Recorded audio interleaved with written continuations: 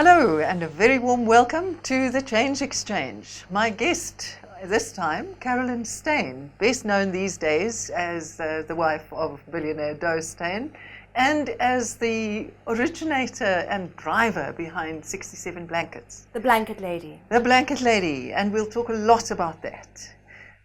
You are so welcome. I'm glad to have you. Well, it's lovely to be here. Lovely to see you again. I think Yes. you're looking magnificent. Thank you, ma'am. You trained as an actress, and then you moved shortly after finishing varsity in South Africa. You moved to America, and you lived in LA for 10 years. How did that happen? Did you want to be an actress? You know, I grew up. I went to school at Jeppe High School for Girls. Very shy, overweight, terrible acne. I just couldn't really speak to people. So I always wanted to be in somebody else's shoes. So I think that's probably one of the reasons I so desperately wanted to be an actress. Because it was easy to be up on a stage, away from the people, and, you know, get into a different character. Being somebody else. Being somebody else, yeah. Yes. And I think a lot of actors are shy people inherently. Having gone to drama school, I think, was probably one of the best things I did in my life because it brought me out of myself, got me talking to people, although I kept very much to myself at university. But it taught you skills also. It did, which I'm using today. You know, my dream was to go to the Royal Shakespeare Company, to do Shakespeare, to become, you know, this major actress. Helen Mirren. Yes. But it didn't happen. But those skills that I learned at drama school have stood me in good stead for what I'm doing today, and that is working with 67 Blankets for Nelson Mandela Day. So, how did you end up in America? Well, love, a man. I met a film director who was out in South Africa, and I went to interview him. I used to work for the SABC, and he was Jennifer O'Neill was starring in the movie Sydney Lassick from One Flew Over the Cuckoo's Nest, and I went to interview the actors, and I interviewed him, and the next thing I found myself, you know, moving to Los Angeles. So always a man. How did you experience that? The other side of the world, a young South African girl? Yeah, I think that it was very exciting. Adapting to LA wasn't particularly easy. I kept wanting to come home, certainly for the first year. It was only when I went to acting class and started integrating with actors in Los Angeles that I started to feel comfortable.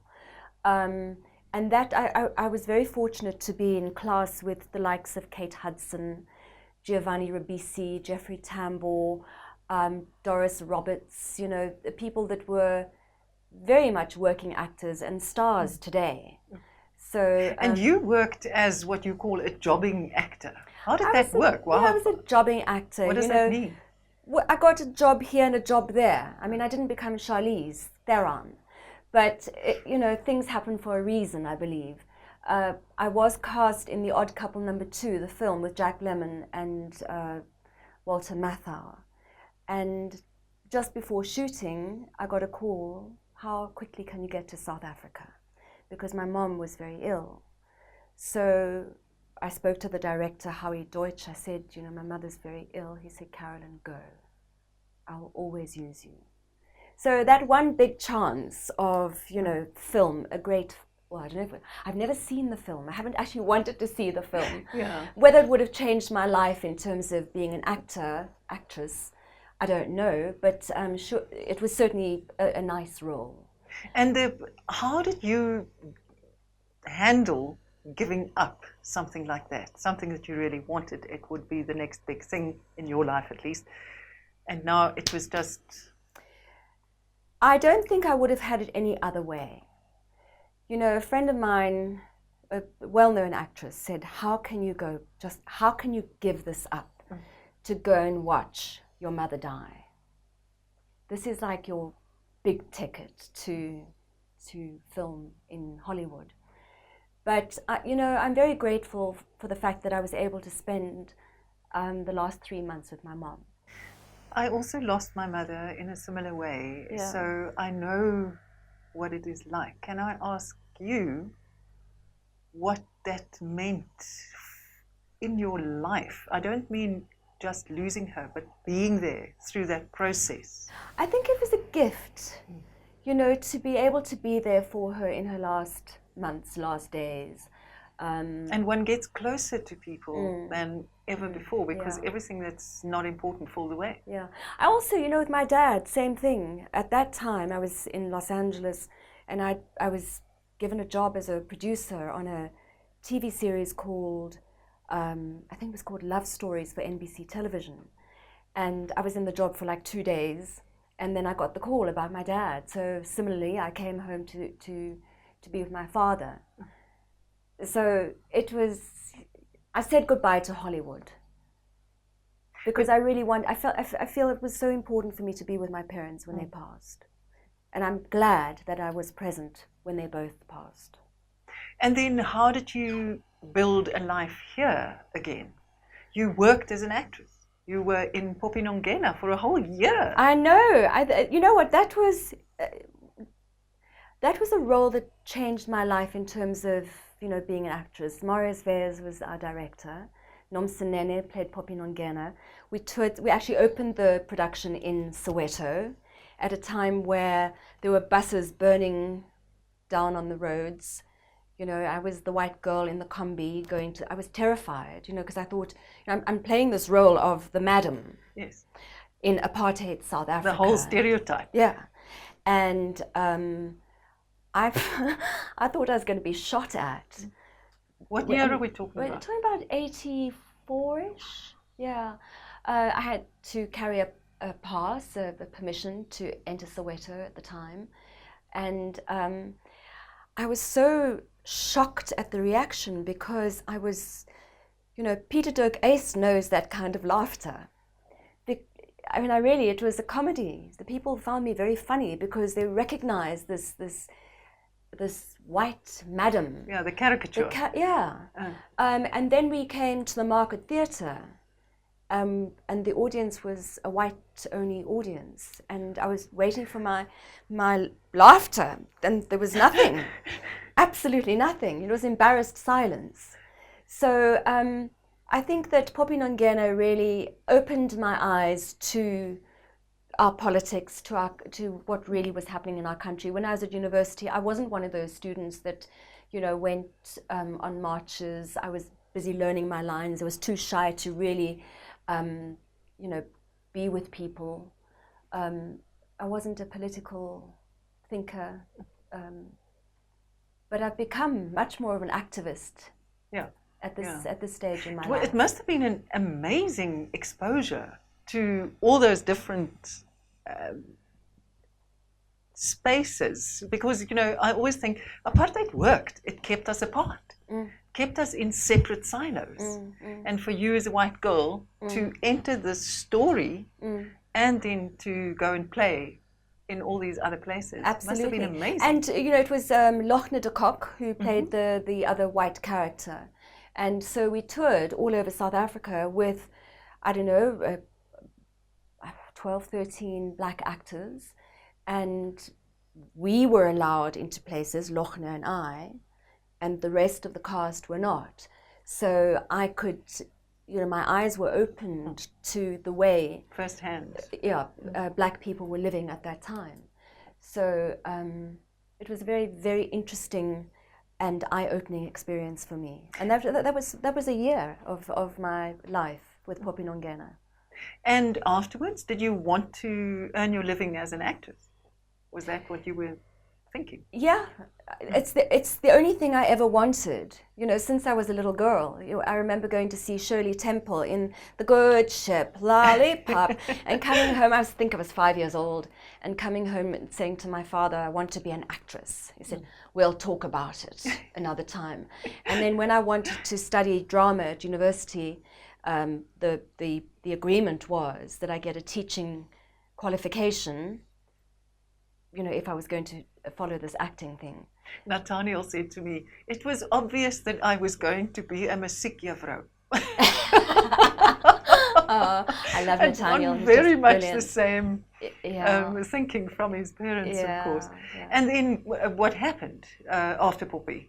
After Papi, did you work as an actress? I or were did. you- I worked for Pact Drama for a number of years as a freelance, but talking as a freelance, full-time freelance for about 5 years.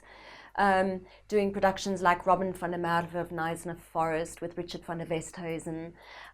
Well, I mean, all these people have gone on to have good careers. And other productions, gosh. But you also presented on television then, and you got into radio. What did you like most? Yes. What do you like most? Well, I love the theatre, but I'm not sure that I could go back to the theatre now. It's a rough life. It's a rough life. You have no social life. I take all my hats off to the Fiona Ramseys of the world, because I mean, you give up a lot, you know, and it has to be a passion. And I don't believe that I've got that passion any longer. You know, my passion is about the work that I'm doing today, which is amazing, because if you think back, that's all I wanted. But I also think for me it was quite a selfish thing. I wanted attention, I wanted to be loved, I wanted to not be me, and now I'm me and I'm doing work that I love. And in so doing, the blanket project, 67 Blankets, has definitely changed my life. Absolutely, I can just believe it. Yeah. Take us back to the beginning. Zelda La Grange set you a challenge, huh? Yes, it was just after Madiba had passed away. It was my husband Douw's birthday, and Zelda was there. We had a lunch, about 10 of us, and I was boasting about my domestic abilities, of which I have none. And and she said, well, why don't you make 67 blankets for Mandela Day? And I said, sure, no problem. And then it promptly, you know, went out of my head. And my sister Sharon arrived on Christmas Day with a bag of wool and a crochet hook. And the last time I had crocheted was many years ago when I was at JP High School for Girls, where we were taught how to crochet. And I thought, oh, arthritis is setting in, and I certainly cannot make 67 blankets on my own. I don't have 67 friends. My sisters both said they would make a blanket. My friends, I don't cook, I don't knit, I'm too busy. All those friends are now making blankets because that's the only way that they can get to see me. And so I created a group on Facebook called 67 Blankets for Nelson Mandela Day. It's now 67 Blankets for Nelson Mandela Day South Africa, because we're in so many countries around the world. So that's how it started. And it started out as a little initiative with a very big heart that's become a movement. How did that happen? Was there a moment when you thought, this is getting much bigger than just me? I think it kind of just organically exploded into something that I wasn't expecting. I thought, I want 67 blankets. I'm going to hand them to Zelda. And then that's it. And then I can go back to my pool and read my book and, you know, be a retired person. Yes. But that was not to happen at all. In actual fact, I wasn't even sure if I was going to be able to get 67 blankets. I said to Douw, baby, do you mind if I put on Facebook that you are prepared to donate 1,000 Rand per blanket made? And then we hand a check to the Nelson Mandela Foundation, 67,000 Rand, and then goodbye. Yes. Here's Zelda, done it. I didn't put that posting on Facebook. Can you imagine? Because there are many, many, many thousands of blankets that have been made. So yeah, just as well you didn't make that pledge. Yeah, yeah. But was there, as I say, was there a moment when someone in Australia reached out and said, we have now put together a group, or in wherever else? Yeah. It's all over the world now. It is, yeah. The most striking of late is India. You know, we entered the Guinness Book of Records soon after this pledge, because blankets, everywhere I went, blankets would come towards me. And of course, Generations, the soap opera, they wove us into the script of Generations with a viewership of 10 million a night. You can just imagine. So I do believe that Generations put us on the map. Having said that, the media have been so supportive. We're not short of blanket coverage. You know, some people say, oh, there's too much media exposure. And I say, you know, but for a mass movement, you can net we're not a secret society. You know, we can be a group of 10 people making blankets, and good for you if that's what you want to do. But we have really made a mark. The Guinness Book of Records, we entered, I mean, those pictures at the Union buildings, I don't know if you've seen them, a sea of blankets around Madiba as far as the eye can see in every direction. Blankets made with our own 2 hands, because Madiba said it is in your hands now. And I have to say, Stutterford van lines have transported every single blanket made by Betty Boshoff in Bloemfontein and all from all around, every corner, nook and cranny around South Africa, to 67 Blankets headquarters, which is our garage. Thank goodness it's a very big garage. And I think Madiba had a plan. And then to the Union buildings, you know, we label all our blankets, 67 blankets for Nelson Mandela Day, so that the recipient, even 10 years from now, will know that Madiba is looking after me. And How do you choose your recipients? We've got on our website a beneficiary request form, so people fill that form out, they send it to us at info@67blankets.co.za, and then we do our assessment, and we pretty much have managed to distribute blankets in the past 3 years to, I would say, up to 30,000 people in South Africa. It's amazing. No, congratulations. It's a huge thing that you've done. Coming back to India, they then beat our record, but by miles. So we were so proud of our record being 3,377 square meters.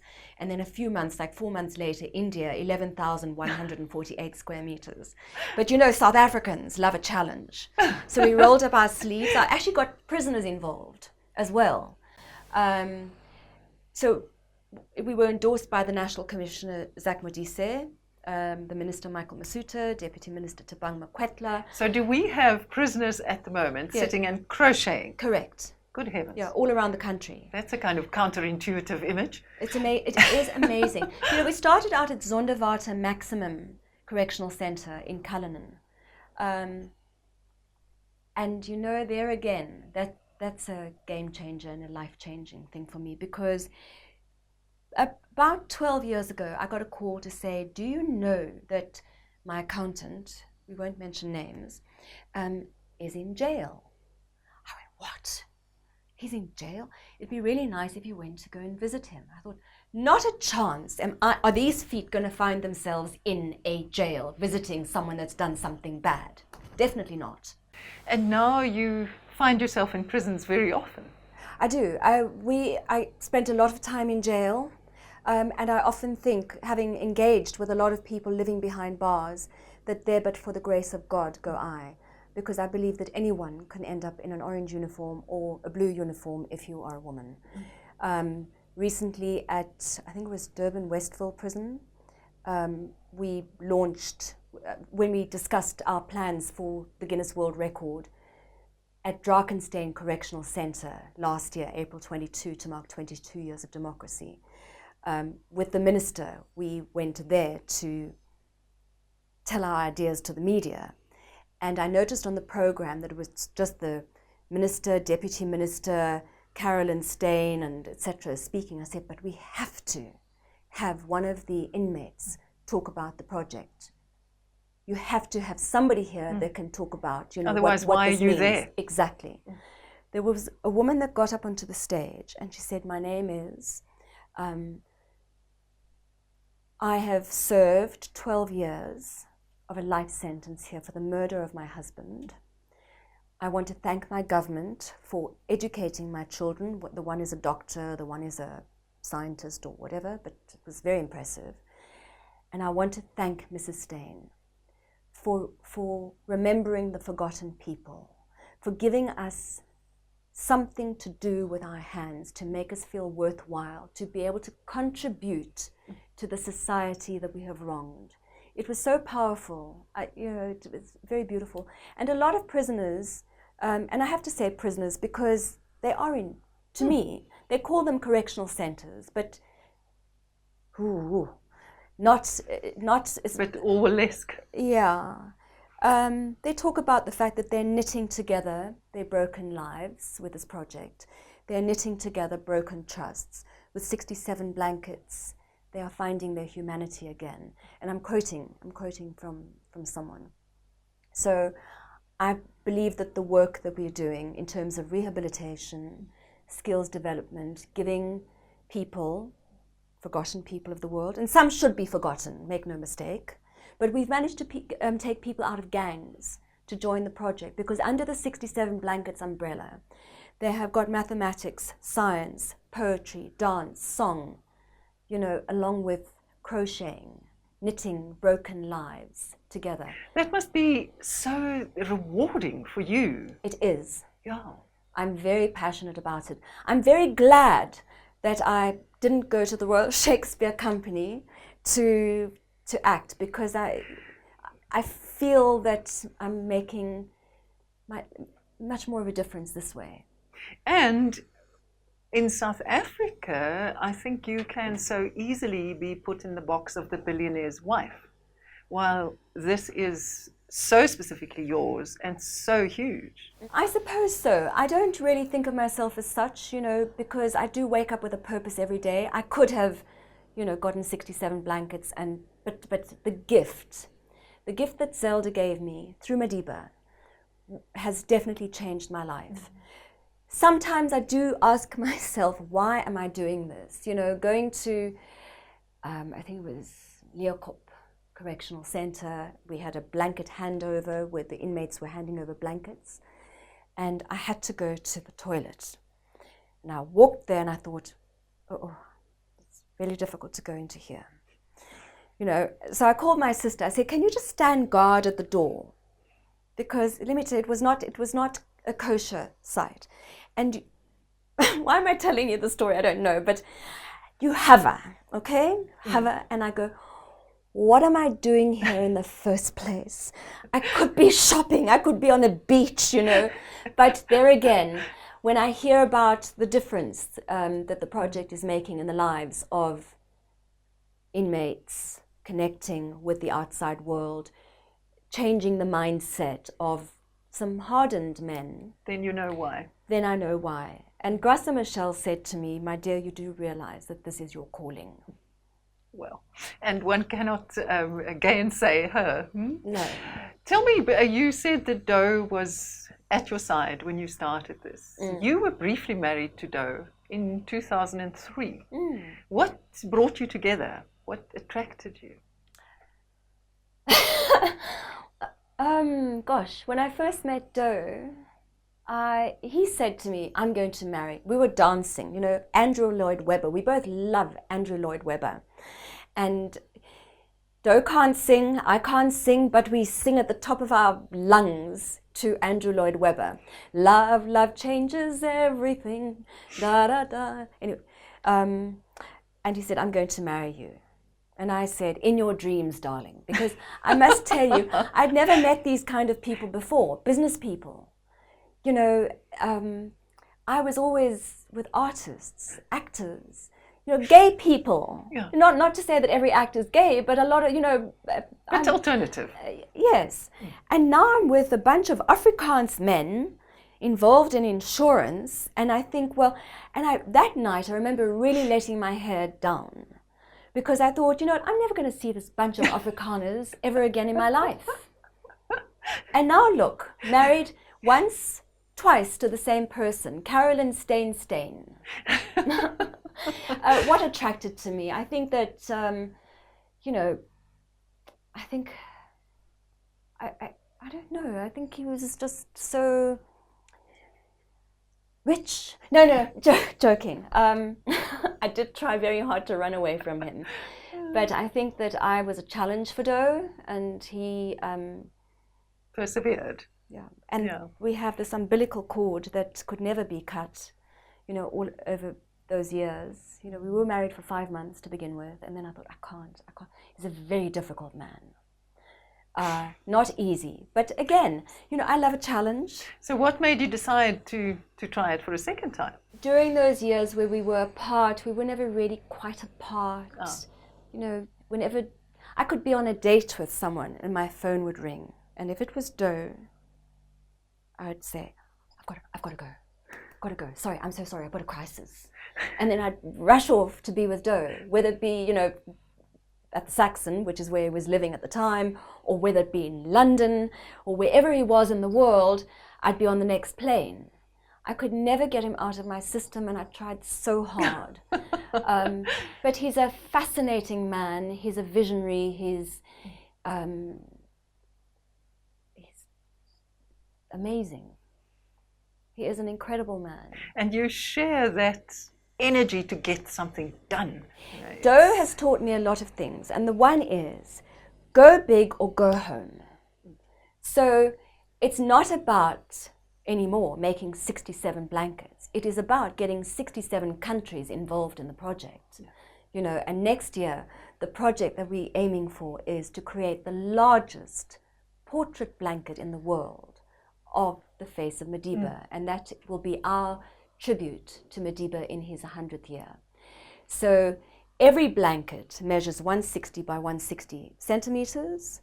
Every blanket will be a pixel in the very big picture of Madiba's face, which will cover an area of 4,500 square meters, which you will see. You'll only be able to see Madiba's face from the sky, and we're working on outer space. So that'll happen April 24 next year to mark 24 years of our democracy. So I assume you've beaten the Indians again. We did. Absolutely.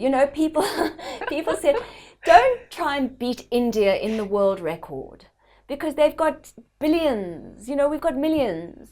And I said, but a billion people are not making blankets. So we rallied our children in the schools. JP High School for Girls, let me tell you, my school, they made way over 670 blankets last year and the year previous.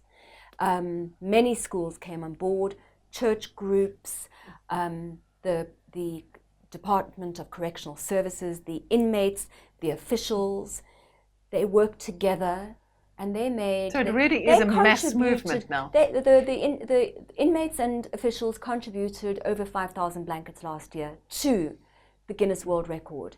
And our Knitwits for Madiba all around the country contributed. So altogether last year, we laid out 17,000 blankets at Douw Steyn Correctional Centre in the Western Cape, which is the place where Madiba set his first steps to freedom. So it was a massive statement. It took 2 days and 2 nights to put those blankets together, to sew them all together in the wind and the rain and the mud. But you know what? I do come from the school of the show must go on. Yeah. And it did. We beat India, and then I went to the area commissioner at Douw Steyn to say, Area Commissioner, do you have laundry facilities? Yes, we do. I actually called Bidvest in the middle of the night to ask them if they wanted to wash the largest blanket in the world. I never heard back from them. But they sent the blankets to all the correctional centers around the Western Cape, washed the blankets, dried the blankets, sent them up to 67 Blankets headquarters, and we distributed those 17,000 blankets, made with love by South Africans. And Carolyn, I can only say hats off and all the very, very, very best. Thank you. May you get your 67 countries by next year. Baie dankie, hoor. Baie voorspoed. En dankie vir die kuier. Thank you. Until the next time, knit a blanket in between. Bye.